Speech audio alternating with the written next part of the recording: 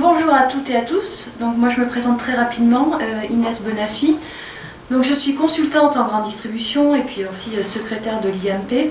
Donc j'ai travaillé 10 ans pour le groupe Carrefour. Donc j'ai géré des secteurs, des magasins, et puis j'ai travaillé au siège où j'étais référente au service audit et formation pour l'ensemble des magasins Carrefour Market Île-de-France.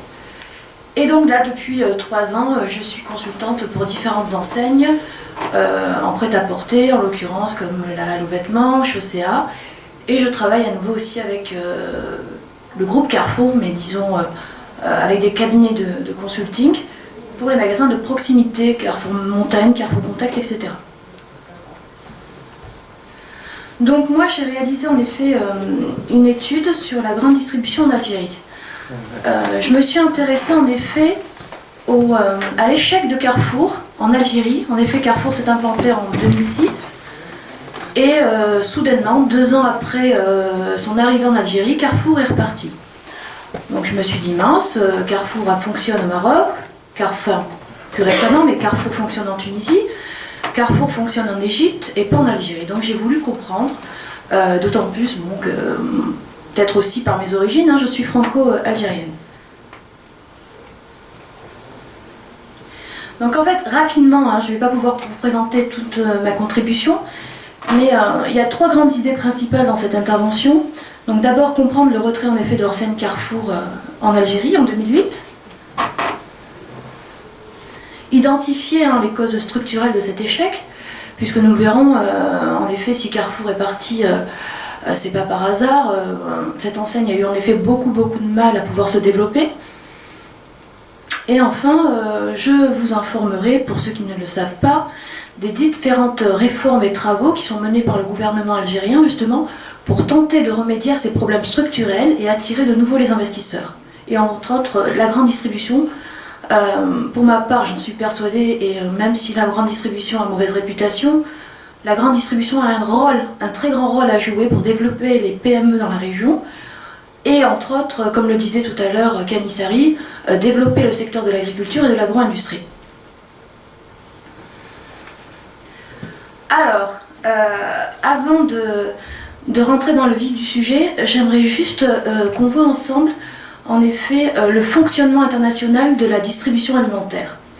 Alors selon la définition de l'UCED, qui est l'Agence des États-Unis pour le développement international, la chaîne de valeur comprend notamment les prestataires d'intrants, les producteurs, les transformateurs et les acheteurs. Et les acheteurs sont représentés essentiellement dans les pays développés et en voie de développement par la grande distribution. Ensuite, le FAO, qui est une organisation des Nations Unies pour l'alimentation et l'agriculture, définit la chaîne de valeur de la manière suivante. Les chaînes internationales fonctionnent en flux tiré, c'est-à-dire que les acheteurs contrôlent les flux de marchandises en pilotant par l'aval. Ce qui veut dire qu'aujourd'hui, les producteurs, les fournisseurs ne produisent plus pour comment dirais-je, vendre en fonction des récoltes, en fonction des saisons. Ils produisent pour répondre à des besoins qui sont quantifiés. Et ce qui permet aussi de limiter, de réduire les gaspillages post-production. Nous verrons tout à l'heure qu'en Afrique, ils représentent entre 25 et 45% des réductions. J'aime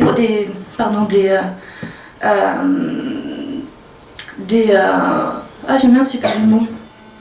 De la production. De la production, pardon. De la production. Excusez-moi, j'ai un peu le trac. Donc, la grande distribution, pour terminer là-dessus, elle constitue en effet la base d'une intégration verticale. Donc, qui peut couvrir différentes fonctions, surtout quand elle produit des MDD, donc des marques de distributeurs, mais aussi des marques propres. Donc, la grande distribution, nous la retrouvons dans la chaîne de produits, dans la chaîne de valeur, dans la production, dans la logistique d'approvisionnement et de stockage, et dans le référencement et achat en gros. Alors, la grande distribution, elle peut être très mal vue. En ce moment, on va dire qu'elle n'a pas forcément très bonne réputation. En effet, même moi, je ne travaille pas pour le groupe Carrefour, je ne représente aucune enseigne. J'ai juste un regard, on va dire, j'espère avoir un regard assez lucide. Et en effet, la grande distribution présente des inconvénients. Des pressions éventuelles sur les fournisseurs, puis en ce moment c'est d'actualité en France, Ça peut entraîner aussi en effet la paupérisation éventuelle des agriculteurs et autres fournisseurs par la pression des prix, toujours de plus en plus pressante, et la réduction en effet des magasins de proximité. Ceci dit, la grande distribution, si elle est régulée, elle peut présenter d'énormes avantages, surtout pour développer en effet la région d'Afrique du Nord et plus largement l'Afrique. La grande distribution permet en effet de dynamiser les PME et TPE. Il faut savoir qu'en France, 50% du chiffre d'affaires de la grande distribution en France est réalisé grâce aux PME. La grande distribution permet de développer aussi le marché local. Elle a tout intérêt en effet, en Afrique, en Asie, en Europe ou ailleurs, de travailler avec les fournisseurs locaux, ne serait-ce que pour pouvoir proposer des prix attractifs. Elle crée forcément donc des emplois. Aujourd'hui, la grande distribution est l'un des rares secteurs à proposer des emplois. Il faut savoir aussi qu'on parlait tout à l'heure d'entrepreneuriat féminin, mais on parlait aussi de chômage et du rôle des femmes. Il faut savoir que la grande distribution s'est féminisée. 67% des recrutements ces dernières années est essentiellement représentés par les femmes. La grande distribution aussi développe les savoir-faire. C'est une activité qui se normalise, qui s'est normalisée et qui continue à se normaliser de plus en plus. La sécurité forcément alimentaire. La grande distribution, la Sud, joue un rôle très très important en France, dans le monde, enfin partout. Et la grande distribution permet d'augmenter le pouvoir d'achat grâce aux économies d'échelle. Ce qui peut être aussi intéressant en effet pour la population africaine. Et enfin, la grande distribution, en effet, permet d'acheminer les points de production aux points de consommation. Ça aussi, c'est un point important quand on sait qu'en Afrique, la plupart des villes, enfin il y a pas mal de villes, de petits villages isolés, seules les villes portuaires ou les grandes villes, en effet, peuvent disposer de produits de première nécessité. Alors, il y a deux principaux groupes présents en Afrique. Le groupe américain, le numéro 1 mondial, Walmart, et le numéro 2, Carrefour. Alors Walmart a investi en effet le sud de l'Afrique, les pays anglophones en particulier, et Carrefour en effet est présent au nord de l'Afrique, en Tunisie, où l'enseigne est très bien implantée, en Égypte, et puis très récemment au Maroc, sous l'enseigne La Belle Vie, mais aussi Carrefour Market. Donc il faut savoir que maintenant la grande distribution en effet s'intéresse au marché africain, l'Afrique noire, puisque ça représente quand même 25 millions d'habitants, avec une classe moyenne maintenant qui existe, un peu plus de 20% de la population. Le Cameroun, le Congo, la Côte d'Ivoire, donc Carrefour envisage en effet de s'implanter dans pas mal de pays d'Afrique noire. Alors, bien sûr, c'est un marché, justement, aujourd'hui, qui intéresse énormément la grande distribution pour différentes raisons. Alors, tout d'abord, l'Afrique connaît une croissance à 6% depuis les années 2000. Il y a une forte urbanisation, en effet, à peu près de 40%. Alors, ça modifie, en effet, les habitudes alimentaires. Aujourd'hui, les Africains, alors cet exemple peut paraître insignifiant pour beaucoup, mais pour la grande distribution et le secteur agro-industriel, c'est très important. Il faut savoir que maintenant, les Africains consomment du fromage, consomment de plus en plus de produits industrialisés, et ça, c'est un signe révélateur. Et donc, il y a une nouvelle classe moyenne, je l'ai dit tout à l'heure, à peu près 20% du milliard d'Africains. Alors, les enseignes françaises en Afrique, elles sont plutôt très présentes. On a les 5 plus grandes enseignes, il y a 6 grands groupes en France. Le seul absent en Afrique est le groupe Intermarché. Sinon, en effet, on a Auchan qui est présent, Carrefour, Casino, Monoprix, Système U. Dans tous les pays d'Afrique, pratiquement, enfin, bien sûr, il y en a encore quelques-uns qui sont pas investis. Mais le grand absent, enfin la grande absente est l'Algérie, avec ses 35 millions d'habitants, avec un potentiel énorme.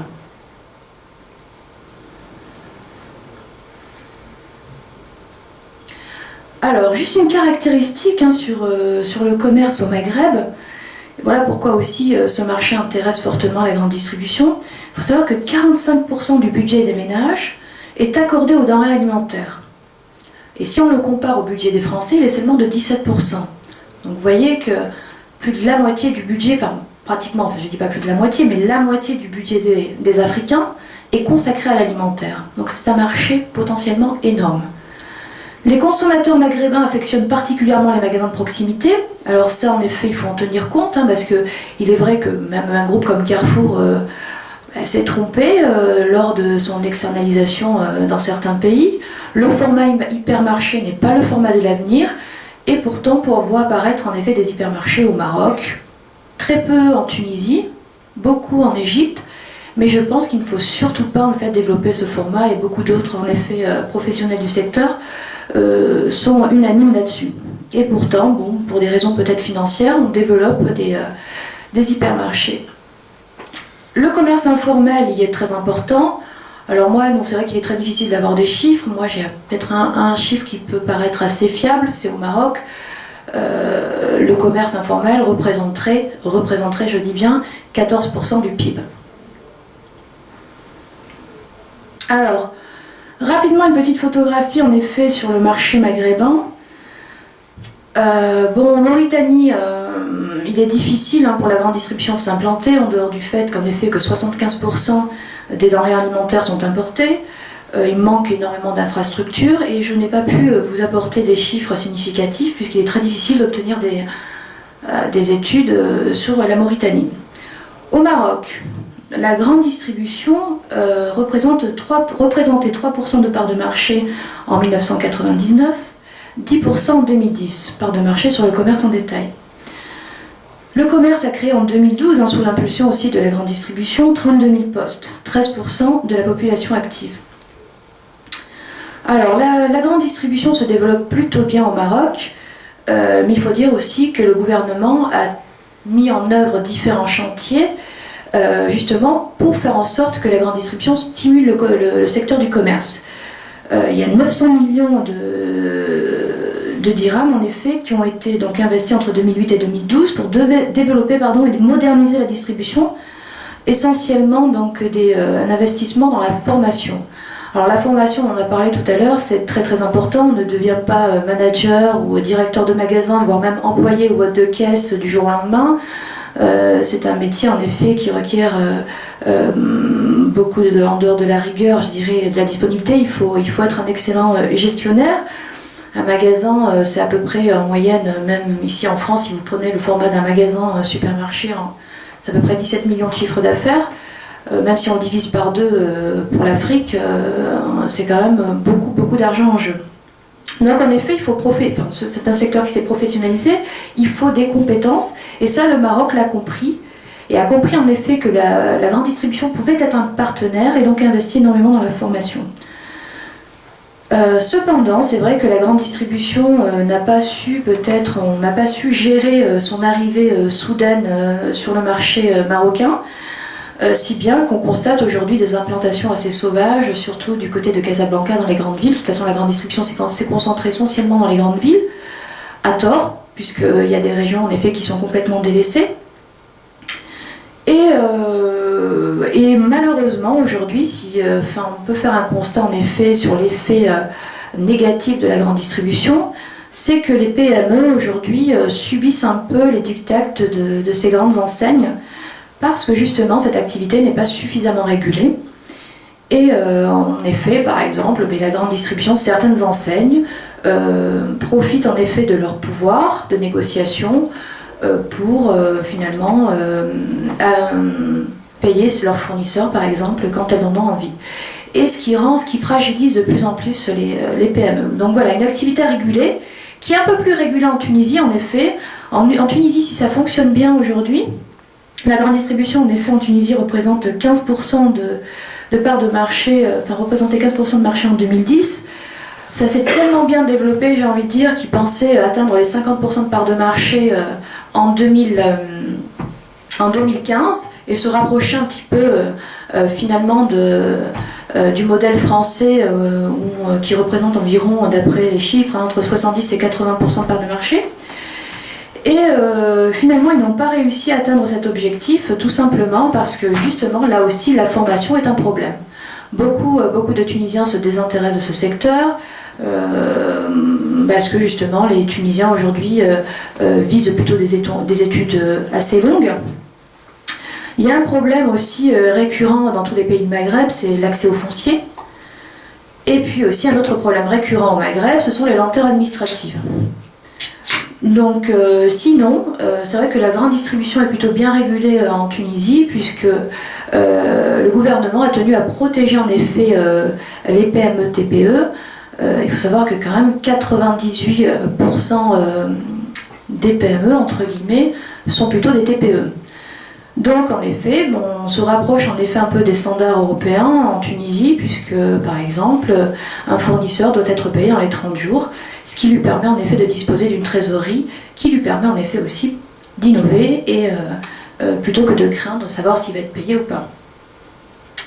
Quant à la Libye, mais tout reste à faire. Alors paradoxalement en Libye, la franchise est très très bien implantée, franchise textile, restauration.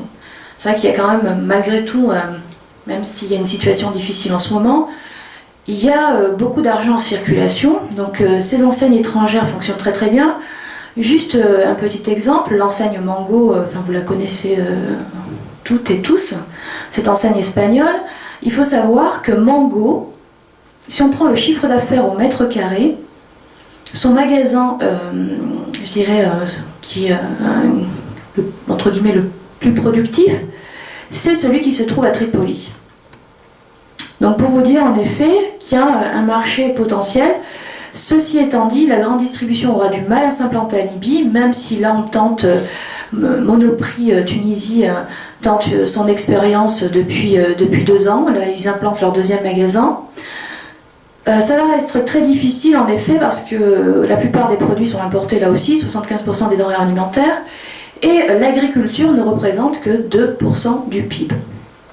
Et pas seulement, c'est que la main-d'œuvre n'est pas libyenne, la main-d'œuvre est étrangère. Donc depuis les soucis que le pays rencontre sur le plan politique, toute la main-d'œuvre a fui.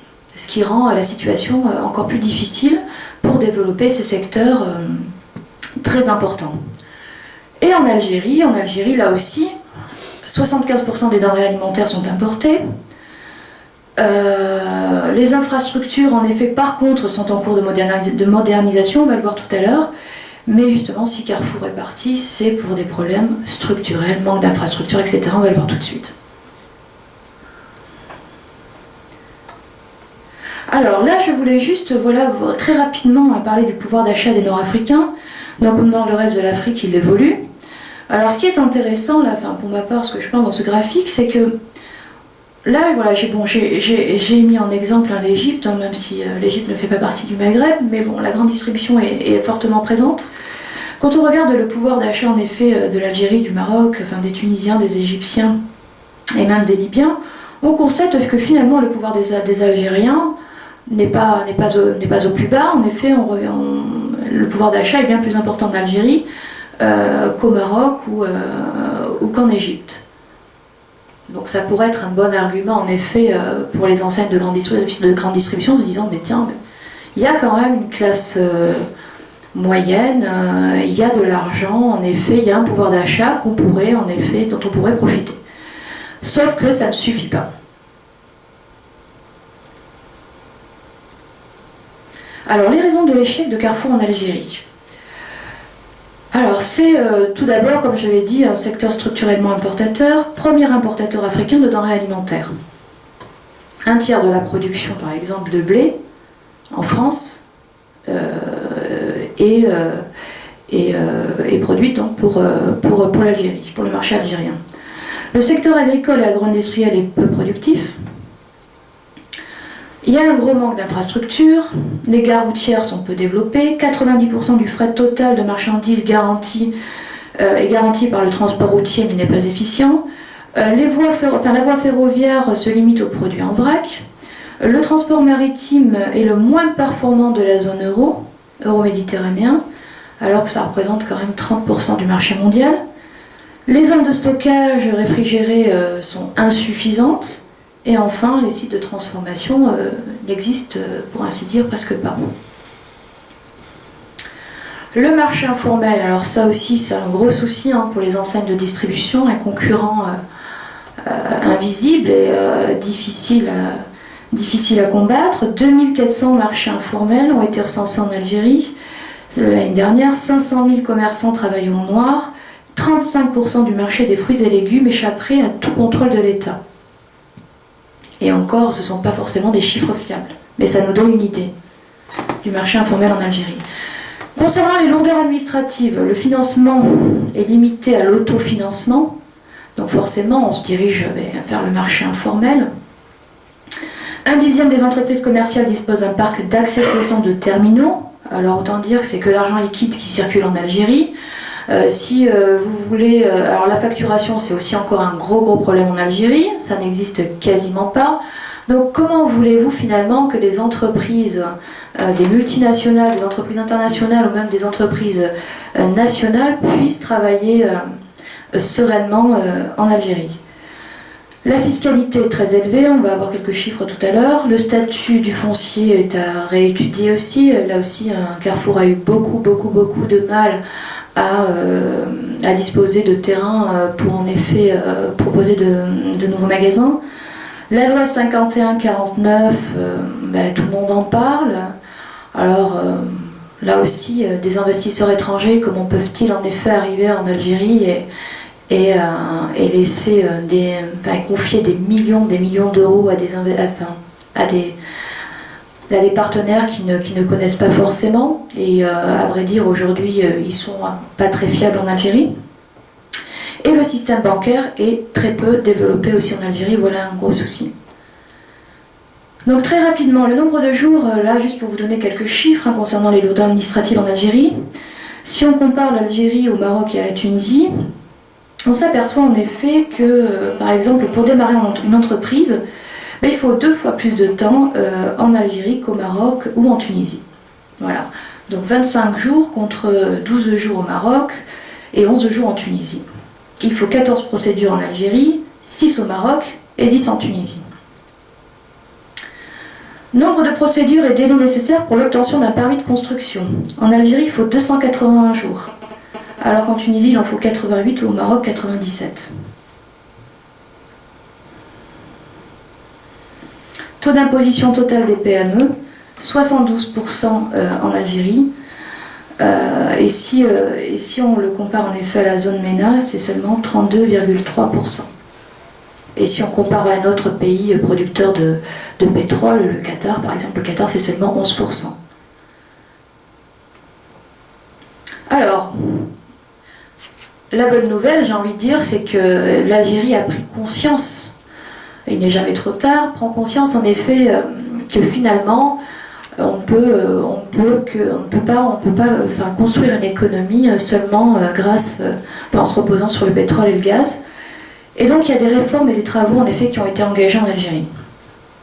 Alors très récemment, normalement ça a pris un peu de retard, mais je pense que ce sera résolu, je l'espère d'ici fin d'année. Il y a 50 marchés de gros en effet qui devraient être livrés très bientôt, plus de 40 marchés régionaux et locaux, 4 marchés d'envergure nationale, des marchés qui ressemblent au marché de Rungis, c'est bien sûr plus petit. La SNTR, donc le réseau routier se modernise sa flotte, le réseau ferroviaire aussi installe des systèmes d'information de pointe, et il y a un programme de réalisation de plus de 600 000 mètres cubes de chambres froides, un peu partout dans le pays. On développe aussi donc le management de la qualité. Donc l'Algérie a adhéré en effet au Codex Alimentarius déjà en 2005, première étape. On a mis en place des pratiques d'hygiène et de démarche HACCP en effet, donc pour répondre aussi aux besoins de normalisation et de sécurité alimentaire, mise à niveau des référentiels ISO, grâce au programme européen MEDA 1, multiplication des laboratoires de contrôle, donc il y a 7000 agents là qui ont été recrutés l'année dernière, et le Conseil national de la protection de consommation a été créé en 2013. Concernant le secteur agricole, il y a des programmes d'intensification qui ont été menés, qui continuent à être menés à travers le programme du renouveau agricole. Il y a la mise en place d'un système aussi de régulation, l'amélioration du financement et des assurances agricoles, et un renforcement des capacités matérielles et humaines. Alors, il y a aussi des réformes qui ont été menées en effet pour encadrer l'aménagement des espaces commerciaux. Et ça c'est une bonne chose, c'est pour aussi en effet protéger finalement les populations, mais aussi les petits commerçants. Donc le standard européen, c'est à peu près 2,6 points de vente pour 1000 habitants. Et c'est une bonne chose parce qu'au Maroc, on est à 76 points de vente pour 1000 habitants. Donc voilà, donc c'est très bien, l'Algérie là-dessus prend des mesures. Alors je vais accélérer très rapidement. Donc les axes d'amélioration, ce qu'il faudrait faire en Algérie comme ailleurs, c'est développer les franchises. Alors pourquoi les franchises? Parce que ça permet de développer les savoir-faire. Là, bon, il y a quelques enseignes en effet de distribution, enfin quelques enseignes de franchise qui se sont implantées à Alger, mais ça reste, on va dire, un laboratoire. Le problème, c'est qu'il n'y a pas de loi qui encadre cette activité. Il faut savoir qu'au Maroc, la franchise et en Tunisie a permis de créer des enseignes marocaines et des enseignes 100% tunisiennes qui se sont même exportées en France, en Russie, en Arabie Saoudite. Donc il faut absolument en effet professionnaliser le secteur, donc développer les titres professionnels, alors pourquoi pas s'inspirer aussi du modèle français, homologuer les centres de formation par l'État, ce qui manque aussi ce sont des centres sérieux, des centres de formation encadrés, développer la formation d'alternance, alors je sais que ça se fait pas mal en Algérie, en Tunisie aussi, mais alors en Algérie on a un sacré retard. Il faut vulgariser aussi les secteurs d'avenir. Je pense que c'est important aussi de faire part aux jeunes en effet des métiers d'avenir et de les orienter ainsi vers des secteurs d'activité qui leur permettront en effet de trouver du travail. Multiplier les partenariats qui permettent aussi les transferts de technologies. Hein, je veux dire, les pays exportateurs aussi ont tout intérêt à partager leur savoir-faire et leurs compétences.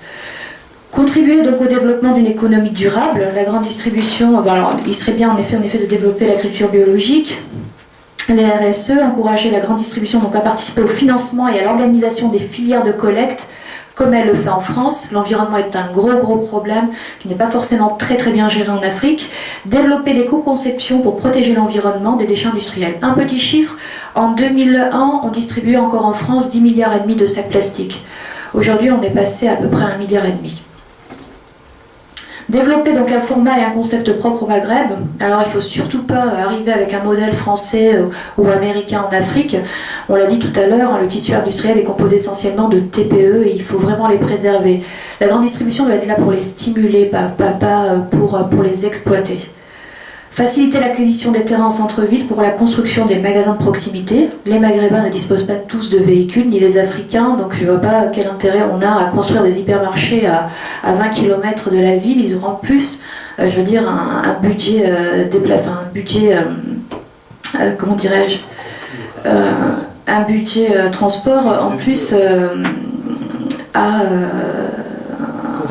conséquent. Développer donc, voilà, je termine, il me presse Camille, financer les centres commerciaux par des professionnels du secteur et non pas par des promoteurs immobiliers. Ça fait une demi-heure.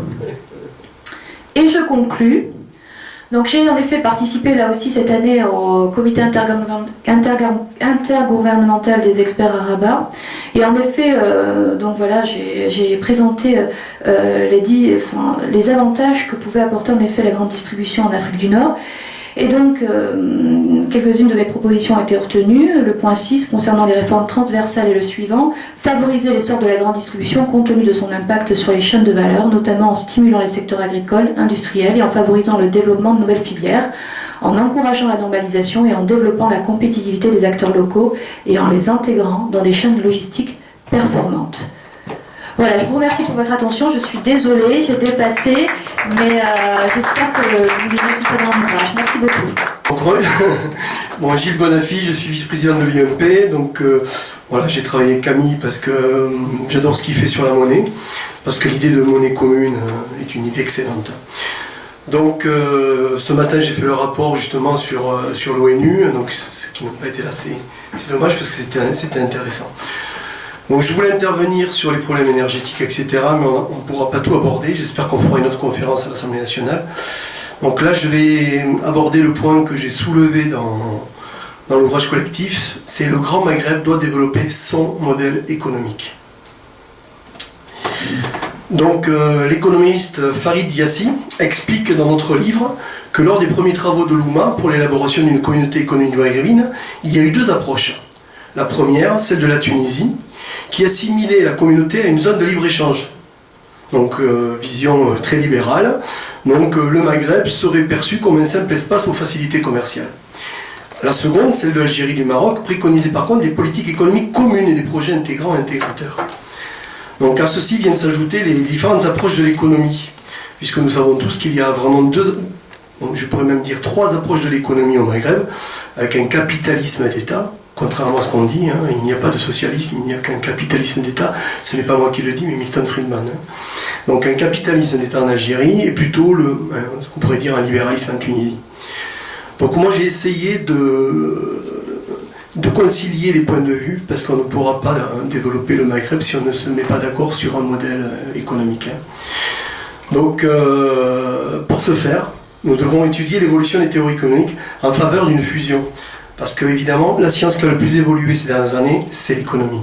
Il y a eu une révolution majeure au niveau de la pensée économique, on va dire depuis une vingtaine d'années, et la crise a accéléré les choses. Alors, je voudrais d'abord parler de l'échec du capitalisme financier. Parce que je dis bien capitalisme financier. Alors, le plus connu, c'est Joseph Schumpeter, grand économiste, qui en 1942 a dit « J'ai estimé qu'il était de mon devoir de prendre beaucoup de peine pour aboutir finalement à une conclusion paradoxale. Le capitalisme est en voie d'être tué par ses réussites mêmes. » Le capitalisme est en voie d'être tué par ses réussites mêmes. En 1942. Donc, je vous ai fait un petit état des lieux sur l'état de l'économie actuelle, et vous verrez qu'il y a de gros problèmes. Donc, 231 personnes les plus riches correspondent à 3,3 milliards d'êtres humains les plus pauvres. 33 multinationales contrôlent plus de 33% de l'économie mondiale. Tous ces chiffres sont officiels. Ça, c'est Polytechnique Zurich. Je ne travaille qu'avec des centres de recherche officiels et reconnus, ONU, etc. Les procédures de saisie immobilière aux USA, c'est 10 000 par jour, actuellement. 10 000 par jour. 9,7% des crédits immobiliers résidentiels ne sont pas remboursés. Vous comprenez pourquoi on a eu le TARP 1, 2, 3. C'est-à-dire qu'on injecte à peu près 700 milliards chaque année. Parce qu'évidemment, cet argent disparaît. 21 219 enfants sont SDF officiellement à New York. 21 000. On n'est pas en Mauritanie, on est à New York. 21 000 enfants SDF. On parle d'enfants. 47 millions de personnes qui bénéficient de coupons alimentaires, ce qu'on appelle les food stamps. 47 millions. C'est colossal. Et évidemment, une dette qui a dépassé les 105% du PIB.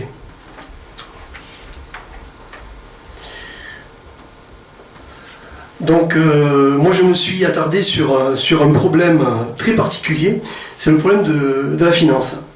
Alors il y a un chiffre que l'on communique très peu, mais il y avait en décembre 2012 632 579 milliards de dollars de contrats sur produits dérivés, c'est-à-dire 9 fois le PIB de la planète.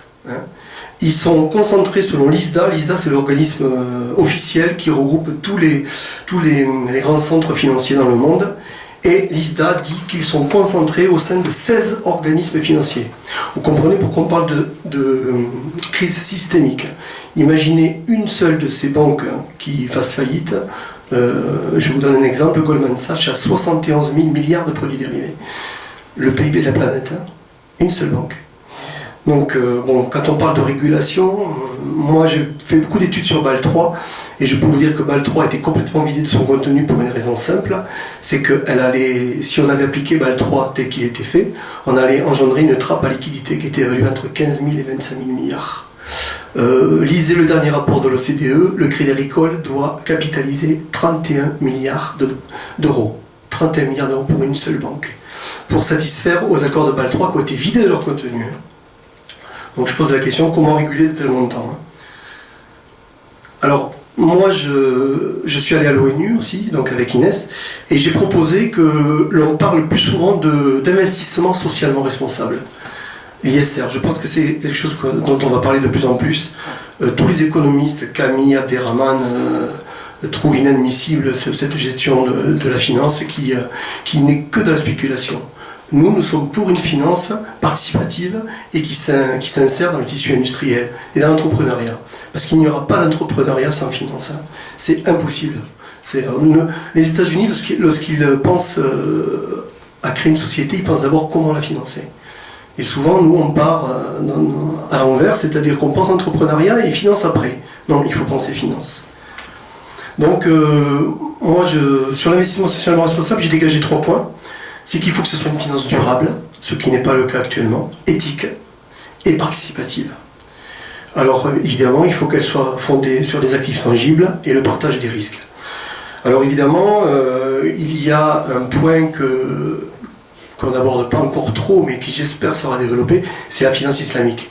Les liens entre investissement socialement responsable et finance islamique. Et là, il y a tout un travail à mettre en place, et je pense que ce serait intéressant, par exemple, développer le microcrédit, ce qu'on appelle le CAD Hassan à taux zéro, le crédit bail, qui s'appelle l'Ijala en finance islamique, ou les contrats participatifs comme la Musharaka, le Mutalaba. Donc il faudrait étudier, et là il y a tout un travail à faire.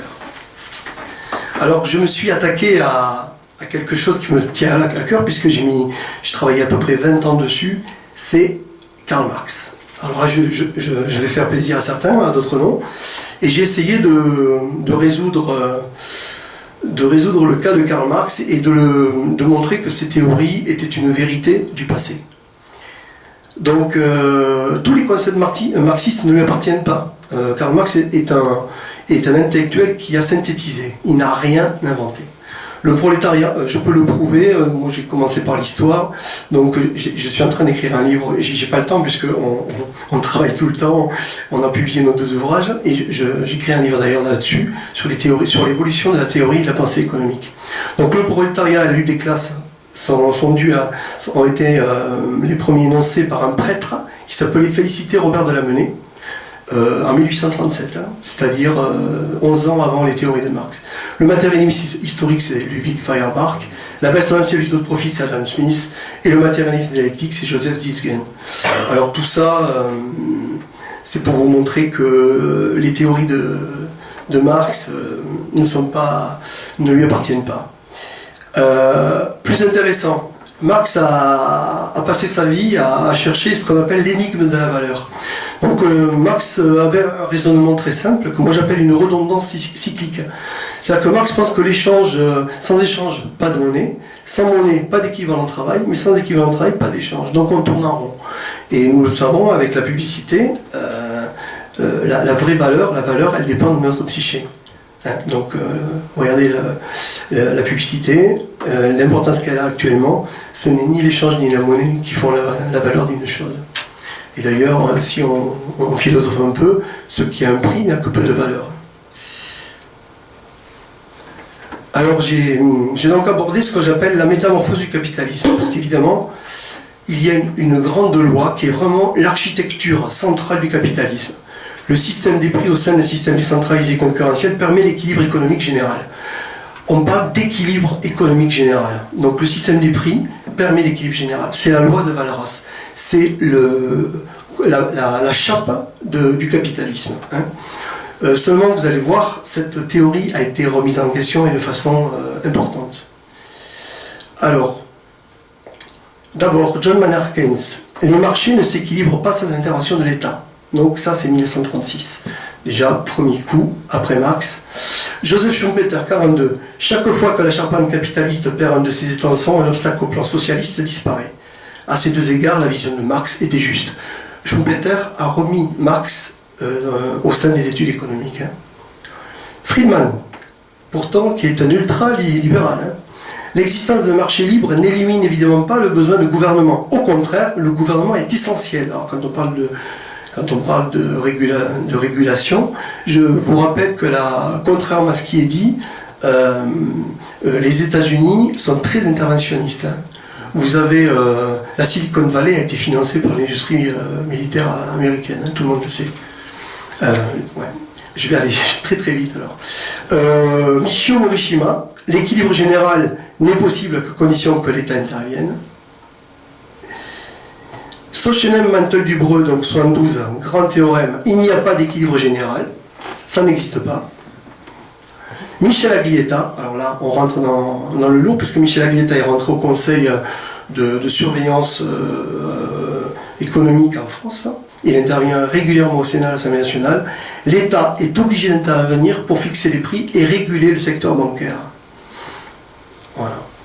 Lloyd Shapley et Alvin Ross, en 2012, ont démontré qu'une économie de marché efficace, c'est-à-dire permettant l'ajustement de l'offre et de la demande, impliquait un capitalisme de marché centralisé et régulé. Alors là, soyons prudents. Il faut que l'État régule, mais il faut laisser aux entrepreneurs et à l'entrepreneuriat la possibilité de se développer, d'être le plus autonome possible. On n'est pas dans du planisme, on est dans de la régulation. La régulation, c'est permettre et faciliter aux entrepreneurs le fait de pouvoir s'implanter, de créer des entreprises. Voilà, je vous remercie. Bon, donc, avant d'ouvrir le débat, je pense que moi je suis très éclectique. J'ai emprunté à Marx comme j'ai emprunté à Keynes et en fonction de ce qu'ils peuvent apporter. Pendant la crise de 2008, il y a eu beaucoup de libéraux, d'économistes qui ont fait référence à Marx. Marx, il est redevenu à la mode parce qu'il a parlé de régulation, etc. Donc là, je vous invite qu'on ne fasse pas de débat là-dessus, sinon on sort du sujet. On va revenir, je m'excuse, je me suis absenté tout à l'heure pour la bonne cause, parce que c'est France 3 qui s'intéresse à nos travaux. Vous voyez que ça nous... les médias, ça joue un rôle. Et je tiens vraiment à saluer tous les médias qui nous accompagnent qui nous accompagnent, mais aussi on les accompagne, etc. Ça permet, je vais vous dire, la force des médias, et ça préfigure ce que nos actions futures, je profite que j'ai la parole. Là, on fait cette présentation au Sénat, on a fait ça dans un temps court, pour notre ami Abdelrahman Mebtoul qui est là, qui est en séjour ici. On va faire quelque chose de plus important à l'Assemblée nationale en prenant le temps, et on va faire une tournée dans les 5 États du Maghreb. Donc moi je vais essayer pour le Maroc, j'ai des conseillers du roi du Maroc qui m'ont dit qu'ils étaient très intéressés. Abdelrahman Mebtoul, il a aussi quelques introductions. On va essayer de voir comment on l'organise.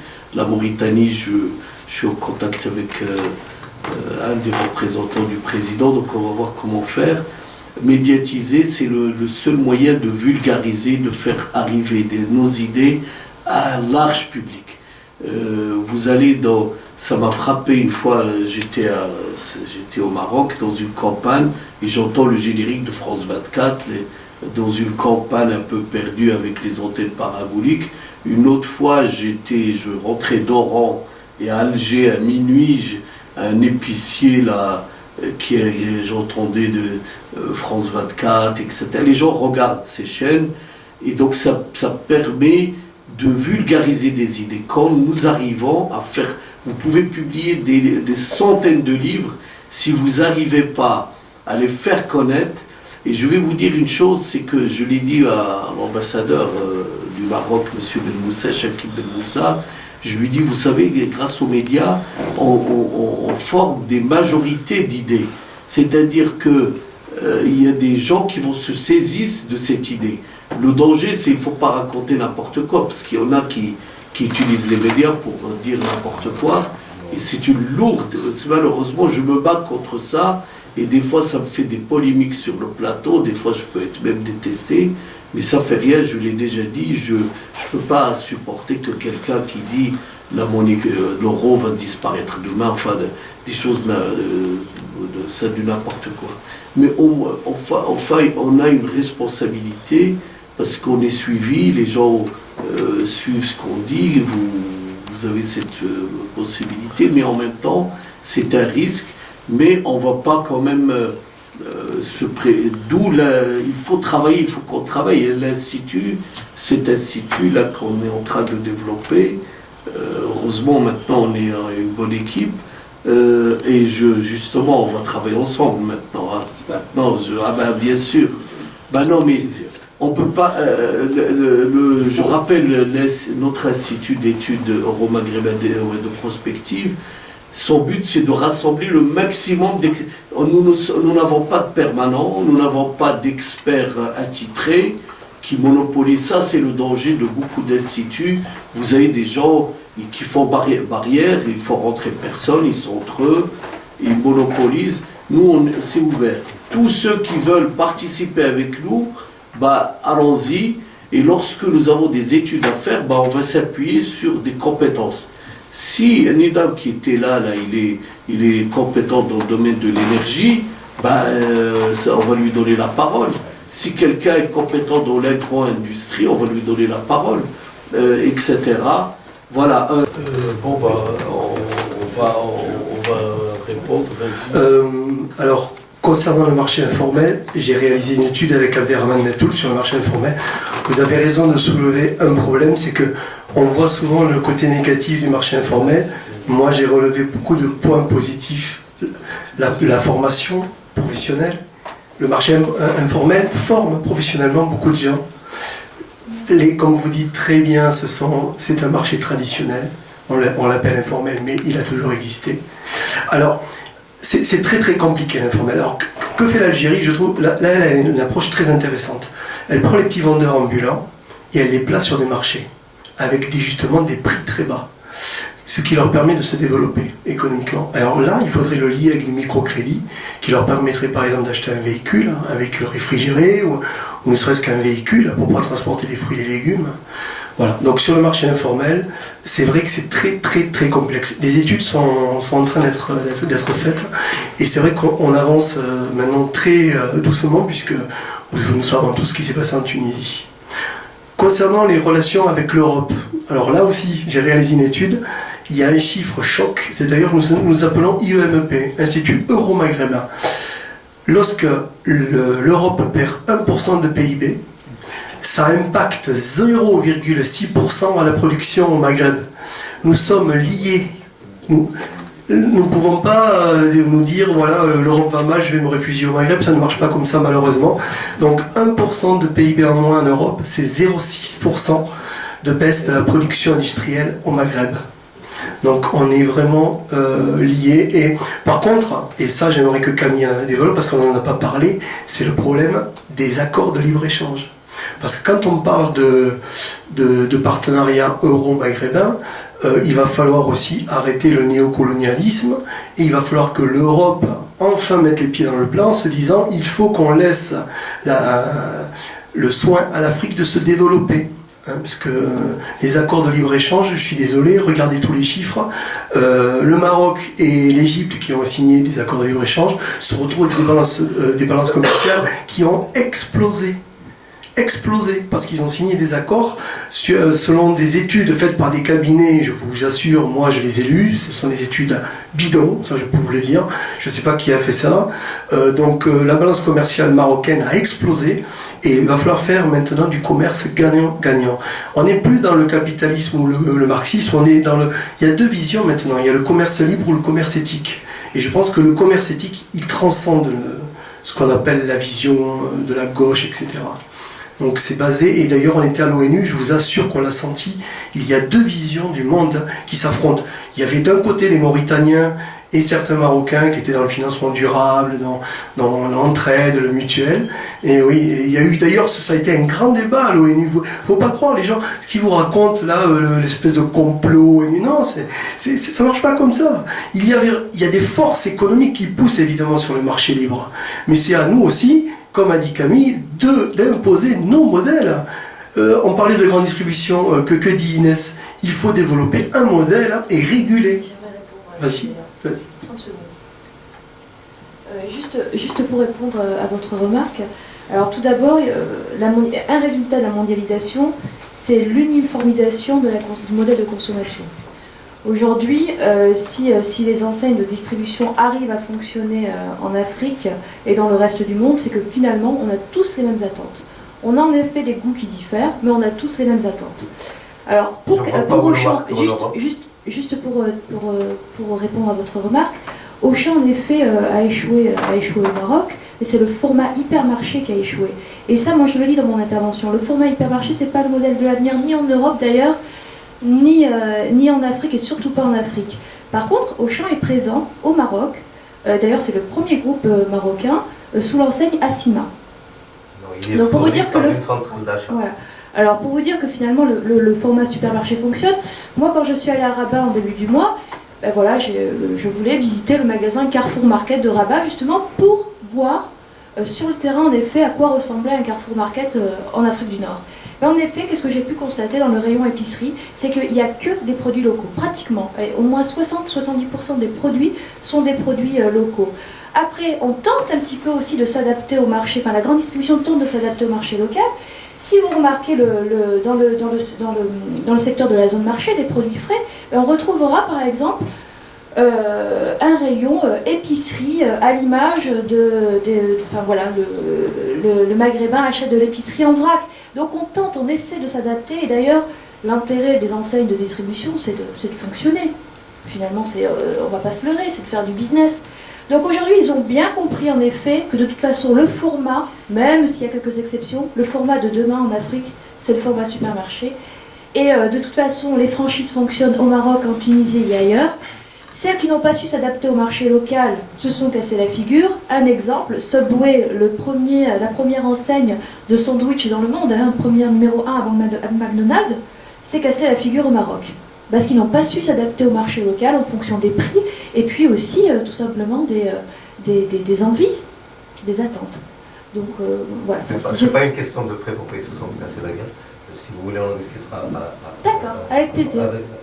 Et là, ce que je voulais vous répondre, c'est qu'aujourd'hui, si on regarde le schéma d'une distribution, de ce qu'on appelle la grande distribution, c'est une énorme centrale d'achat qui achète tout en vrac et qui achète au centime près, avec un temps de négociation chronométré à la minute près, qui doit revendre à du grand volume. La seule statistique que vous avez donnée, c'est un PIB, mais vous n'avez pas donné la répartition du PIB. Vous avez donné un PIB global moyen, mais pas sa répartition. Sa répartition, si aujourd'hui vous avez 50% de la population qui vit avec moins de $2, et on l'a au Maghreb. Je suis d'accord avec vous, monsieur. D'ailleurs, là, j'ai écrit un article qui va être diffusé sur le magazine Le Phare, le magazine algérien. Non, mais je tiens compte, mais je ne suis pas dupe non plus, et j'espère avoir un regard lucide. Ce que je dis, moi, c'est que la grande distribution, elle ne doit pas, en effet, imposer un modèle européen ou, si vous voulez, américain en Afrique. Non, il faut développer le marché, il faut développer les PME, et comment ? Grâce au marché local. C'est-à-dire qu'en fait, en effet, les directeurs de magasins doivent s'approvisionner directement dans les PME. On fait sauter les centrales d'achat. Pourquoi le modèle qui est modèle maghrébo-maghrébin ne se formalise pas comme vous le dites et ne se génère pas, qui s'adapte? Par exemple, aujourd'hui, ce que vous appelez l'informel. L'informel apporte un service. Il apporte, au lieu de vendre 6 œufs, il apporte un œuf. Vous avez le marché, l'épicier du coin qui fait encore son carnet et qui fait des ardoises aux gens. Ce que n'apporte pas la grande distribution. Mais je ne dis pas que la grande distribution est une solution à tout, monsieur. Je dis ce type de commerce. Je dis que si demain, moi dans mon intervention, j'espère que vous la lirez, je dis que si demain la grande distribution est régulée par les gouvernements maghrébins, c'est le meilleur, je dirais, instrument, le meilleur levier pour dynamiser le secteur de l'agriculture et de l'agro-industrie. Il ne faut pas se leurrer, demain on a besoin de ces deux secteurs pour nourrir la population qui ne fait qu'être grandissante. Et la grande distribution, c'est le meilleur moteur, et l'histoire l'a prouvé et continue à le prouver. Aujourd'hui, vous avez un système qui est un système boursier, qui lui s'autofinanceur. La bourse est avec un système. On en reparlera après si vous voulez bien. Oui, vous pouvez continuer tout à l'heure. Il va falloir qu'on réponde à toutes les questions qui ont été posées. Bon, il y a... 2 ou 3 petites remarques, je sais pas. Oui, non, mais vas-y, je préfère... Non, mais c'est juste pour compléter, parce que ça a été dit, non, sur la question du secteur informel, il y a effectivement eu une prise de conscience de la part des gouvernements, en essayant de créer, puisque les mécanismes de création d'emplois par le marché sont en panne, il faut le savoir. On a mis en place toutes ces politiques actives de l'emploi, en fait. Les politiques actives de l'emploi, c'est simplement des solutions d'attente, puisqu'on a essayé de créer artificiellement, sur budget de l'État, des postes de travail de différentes manières. À l'ANSEJ, en Algérie, ça a été 4 mécanismes au Maroc, 3 mécanismes. Et ça, c'était dans l'esprit où il puisse y avoir cette transition de l'informalité vers la formalité. Okay. Mais simplement, ce sont des mécanismes qui ne sont pas durables, parce qu'ils sont toujours sur financement de l'État et sur budget. Donc, financés sur la rente ou financés sur des prélèvements fiscaux qui auraient pu être utiles dans la sphère productive. Forcément, il y a des sacrifices d'arbitrage. Donc, ce ne sont pas des politiques qui vont réellement permettre une conversion de l'informel, d'autant plus que beaucoup de ces programmes patinent, n'ont pas réellement répondu à leur, disons, l'essence qui était de passer à la sphère productive. Ça devient pratiquement du social, puisque maintenant, dans certains de ces programmes, il suffit de se présenter et vous avez un poste qui est financé par un budget sur le trésor public, ou vous avez un prêt à la micro-entreprise, en fait, sans réellement une évaluation sérieuse du projet, est-ce qu'il est producteur, etc. Et quelqu'un disait ce matin qu'il y avait presque 60% qui se cassaient la figure dans l'année qui suit en ayant le prêt. C'est-à-dire qu'ils ne décollent jamais et donc ne rembourseront jamais le prêt. Donc vous voyez, cette tentative d'appliquer des politiques de transition, elle est là, elle est inspirée beaucoup par de l'aide publique, par de l'aide internationale, à la fois en conseil, mais aussi en financement, mais on ne voit pas vraiment ça comme un mécanisme pérenne qui va réellement résoudre le problème du secteur informel, d'autant plus qu'on a une masse monétaire qui est en circulation, qui est complètement en dehors des circuits, et qui, évidemment, participe de cette capacité à de l'autofinancement dans la sphère informelle, évidemment, qui crée des problèmes et des tensions sur les prix, sur toutes les politiques de crédit, etc. Donc voilà, nous sommes sur des politiques, mais qui ne donnent pas toujours... Alors sur la Commission royale, moi je connais bien M. Belmortal, hein, c'est bien lui. J'ai des relations personnelles avec lui, puisque nous avons travaillé par le passé dans des commissions ensemble, à la fois sur la connaissance, etc. C'est un être, un personnage tout à fait remarquable, ça je peux vous le dire. Hein. Je le connais très bien parce qu'il était en fait auparavant à l'Observatoire. C'est un ami, hein, l'Observatoire national. Je peux le dire, ben oui. Donc je l'ai beaucoup côtoyé, je sais qu'il est un homme capable de pouvoir faire des choses. Je sais qu'il est imbibé aussi de nouveaux paradigmes et qu'il a la capacité d'amener des ruptures que n'ont pas fait ses prédécesseurs. Je pense qu'il est le seul, je peux le témoigner, hein, il est imbibé de nouveaux paradigmes, il peut amener des ruptures très intéressantes dans la question du règlement, notamment de toute cette question du chômage des diplômés qui est vraiment une des tares du Maghreb et qui, à la fois au Maroc, en Algérie et Tunisie, une deuxième explosion, parce que la première a explosé, la deuxième... des manifestations presque tous les jours. Voilà. Et donc moi je nourris beaucoup d'espoir en ses capacités pour amener, notamment, je crois qu'il va pouvoir régler ce fameux problème qu'on dit, les économistes, un faux problème d'adéquation entre formation et emploi. Quoique le mot est très mal choisi, hein, puisqu'on ne peut pas faire de l'adéquation. Voilà, c'est tout ce que je veux dire. Je n'ai pas tous les détails parce qu'il faudrait que je regarde de près quels sont les programmes qu'il met en place. Mais j'ai déjà le choix de la personne. Bon.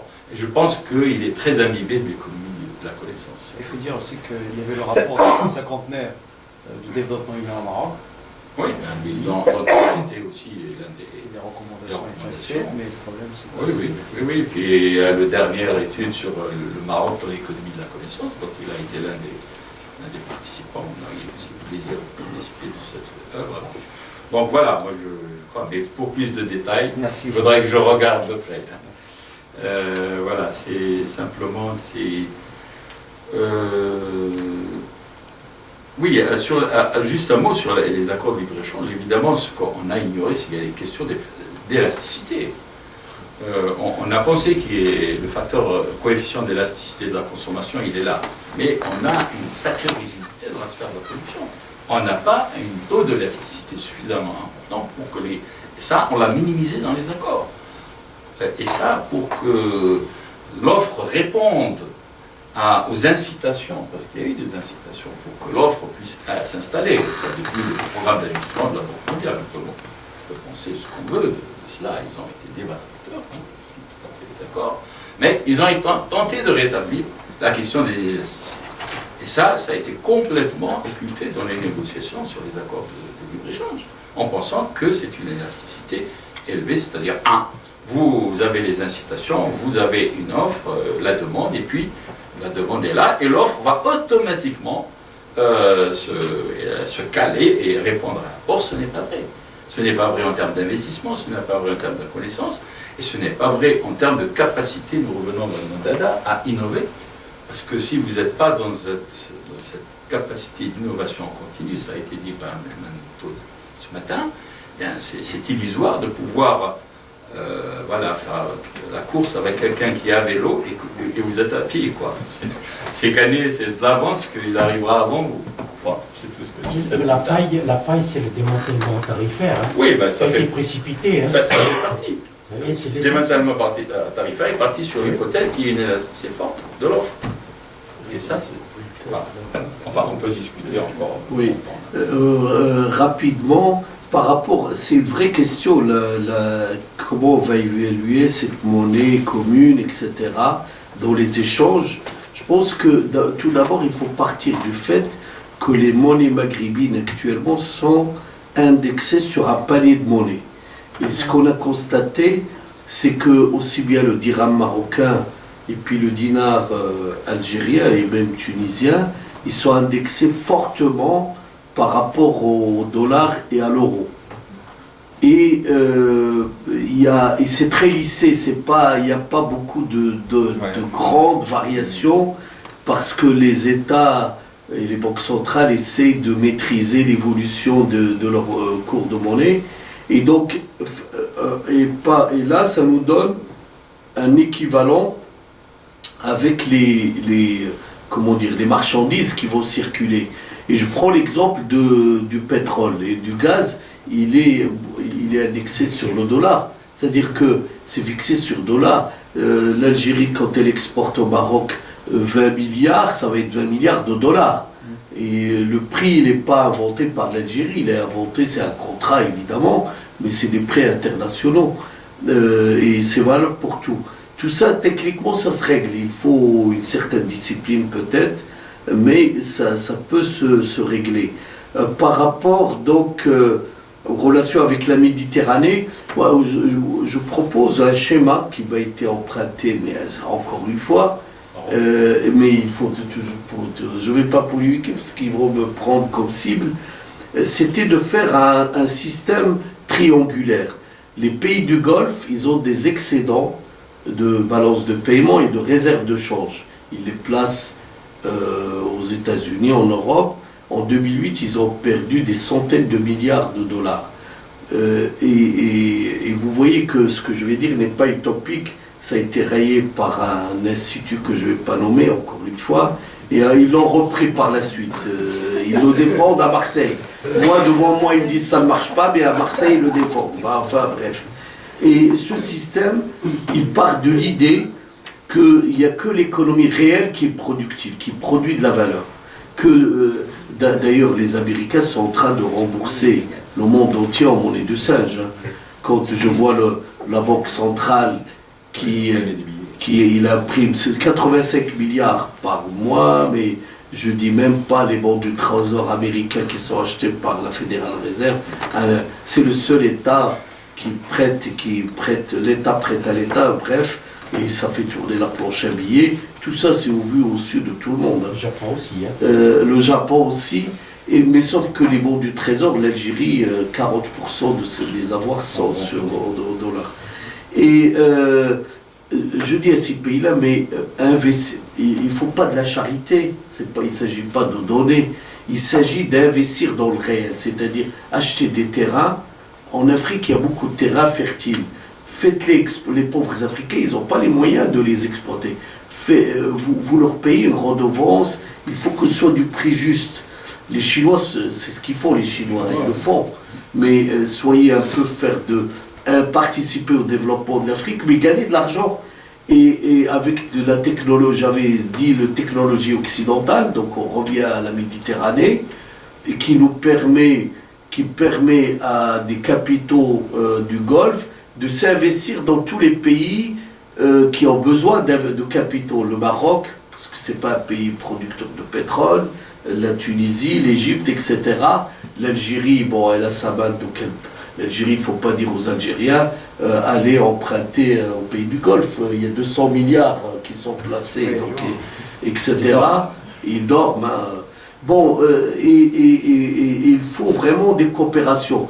Et les thématiques que l'on développe grâce à Africa 24, il faut le dire, et à France 24, qui arrive maintenant à destination, c'est de dire, et le discours de Hollande a changé, c'est de dire, ne regardez pas l'Afrique comme une destination, une chasse gardée, on peut piller les richesses et on peut de temps en temps monter des coups d'État, qu'on ne s'appelait pas, et puis il y a les diamants à récupérer ici, il y a l'or là, il y a le pétrole, il y a les bongos par là, etc.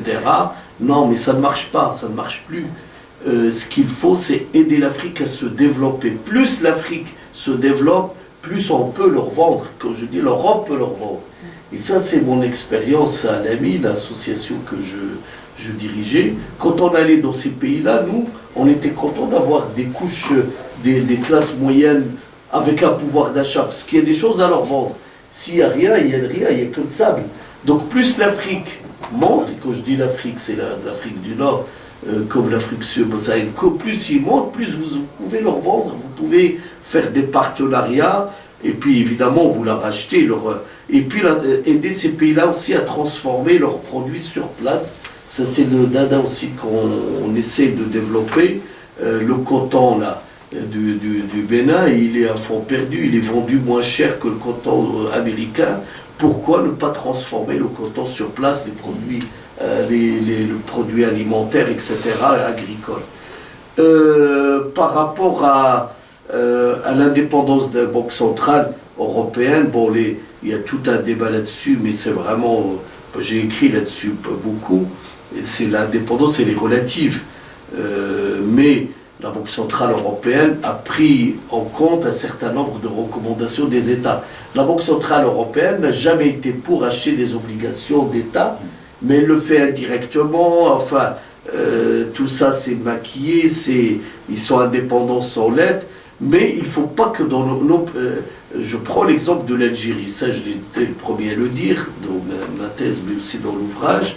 La Banque centrale est sous la coupe de l'État. Qu'est-ce qui se passe? C'est que la Banque centrale, et ça a été dit, je me suis fâché avec un très bon ami qui est actuellement gouverneur de la Banque centrale algérienne, qui était un ami maintenant, il ne m'aime pas beaucoup parce que je l'ai cité sans donner son nom.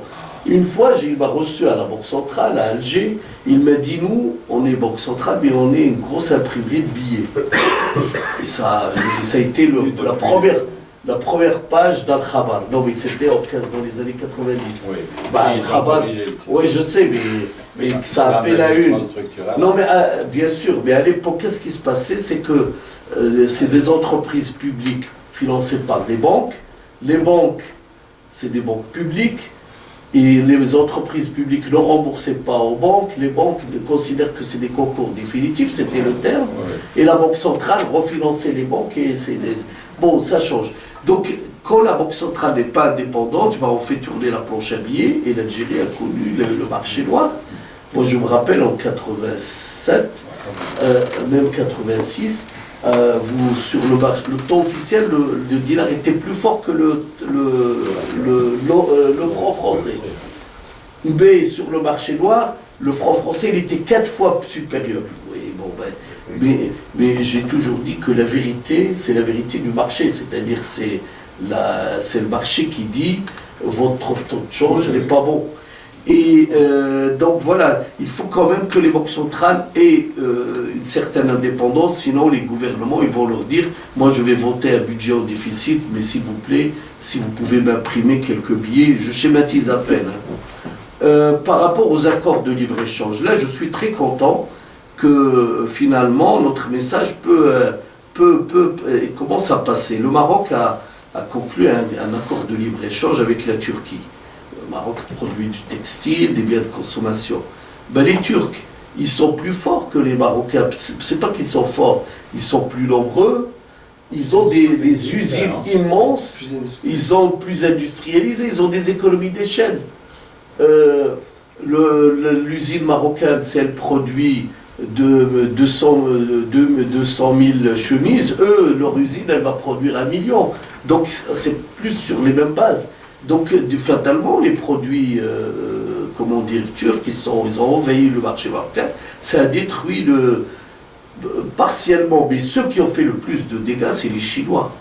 Et là, je ne vais pas faire vraiment, je fais pas. Les Chinois, ils ont raison de défendre leurs intérêts.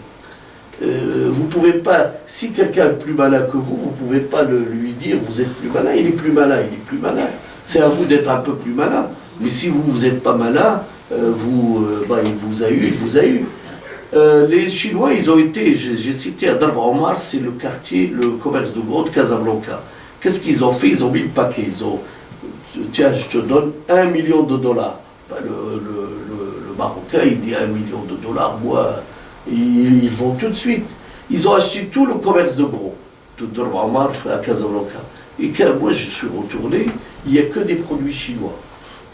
Ils ont acheté le cœur du commerce de gros marocain et ils apportent que des produits chinois. Évidemment, ces produits sont écoulés et j'ai dit c'était de la naïveté, je l'ai dit. Ceux qui décidaient ça, ils regardent en spectateur. Ça a détruit toutes les usines textiles au Maroc. Nous, on avait des exemples ici de Marocains. Il y avait beaucoup je connaissais aussi des industriels juifs marocains qui avaient des usines à Casablanca de textiles, ils fabriquaient là-bas, ils apportaient partout, tout est fermé, tout. Vous allez au Maroc, la plupart des usines, c'est connu, et la chaussure, et puis les biens de consommation, et on parle de l'industrialisation, ça passe par là. Et il ne faut pas être naïf, même avec l'Union européenne, moi je l'ai dit, avec l'Union européenne, l'Algérie, ils ont fait l'accord de libre-échange. Après, ils ont dit, ah oui, on voudrait réviser. Ils ont dit, bah non, vous avez signé. Oui, mais ils ont révisé. Ils ont révisé tout de même. Ils leur ont dit, ça va une fois.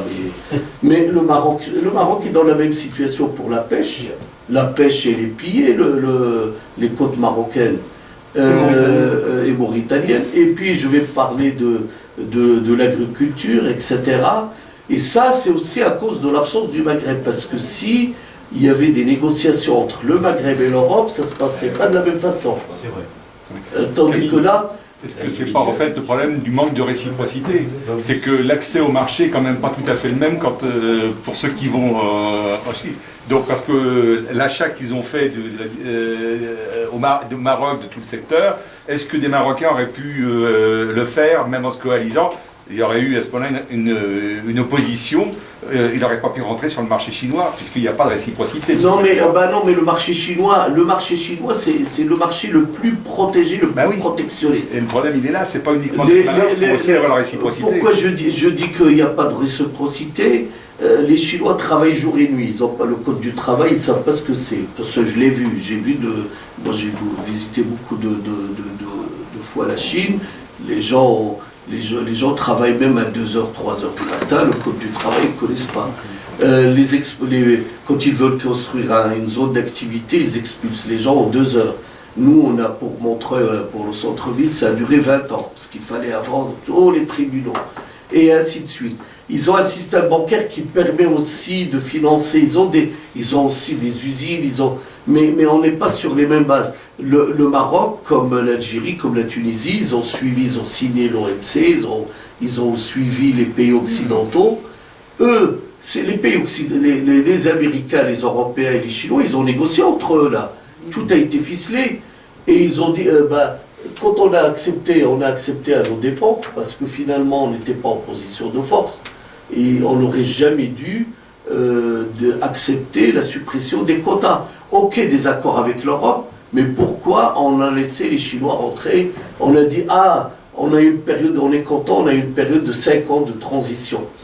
Ils ont dit aux Marocains, préparez-vous.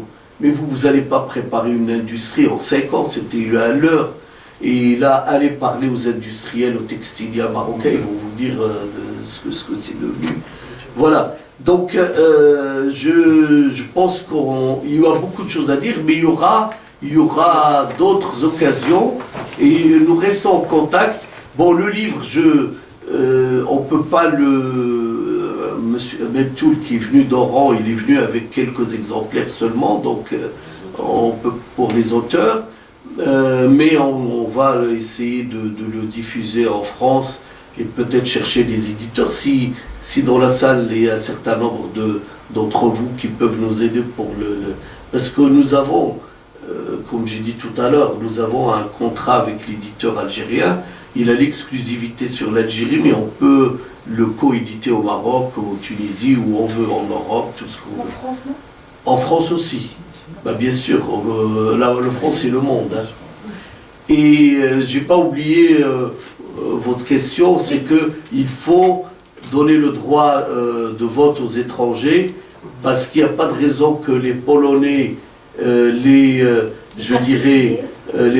Portugais, etc., votent aux municipales et aux européennes, alors que les Maghrébins qui ont participé à la libération de la France en 1945, etc., équipés des impôts, ne votent pas. Donc ça, c'est quand même... mais vous savez, il y a beaucoup de démagogie. François Mitterrand, il était d'accord il y a longtemps, même Chirac, même... Et à chaque fois, c'est des reculades. Et il faut qu'ils réfléchissent par rapport au score de Le Pen d'hier. Voilà. Et donc, rendez-vous. Vous suivez nos sites. On a un blog de l'UMP. Il y a aussi nos sites. Donc, je vous remercie de vous être restés jusqu'à cette heure-ci.